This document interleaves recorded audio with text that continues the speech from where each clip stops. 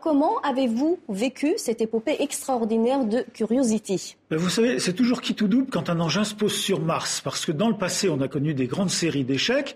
Là, c'était le plus complexe. On n'avait jamais descendu avec des rétrofusées, un engin gros comme une voiture quand même, plus de 800 kilos, et descendu au bout de 3 câbles en nylon. Et tout s'est passé parfaitement.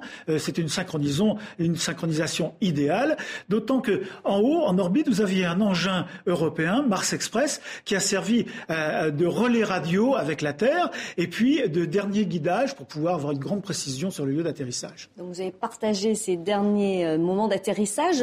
Barack Obama parle de moments historiques, la NASA également. Qu'est-ce que vous en pensez ?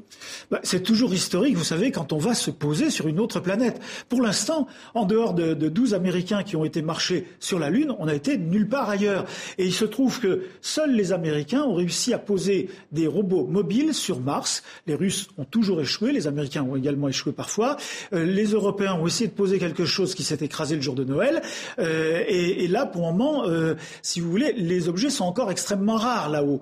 Et c'est vrai que là, on va vers quelque chose de tout à fait nouveau. Parce que l'engin, je vous le dis, est gros comme une voiture. Ça a permis de mettre à bord 85 kilos de matériel, d'expérimentation, d'équipement qui vont pouvoir faire des trucs formidables. Comme par exemple, tirer au laser sur de la roche grâce à une alimentation avec du plutonium qui génère une puissance phénoménale.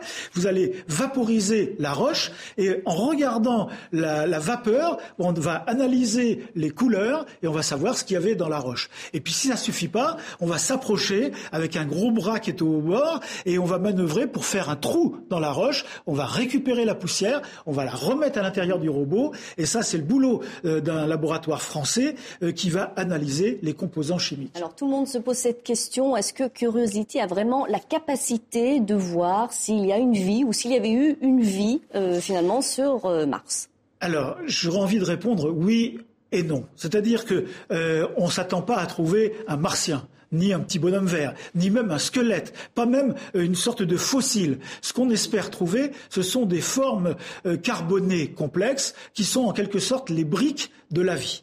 Alors ça voudrait dire, si on en trouve, que la vie aurait pu se développer à un moment sur Mars, puis disparaître, ou ça aurait pu vouloir dire également que peut-être que la vie peut encore se développer sur Mars à partir de ces briques. Mais en tout cas, des êtres vivants, non.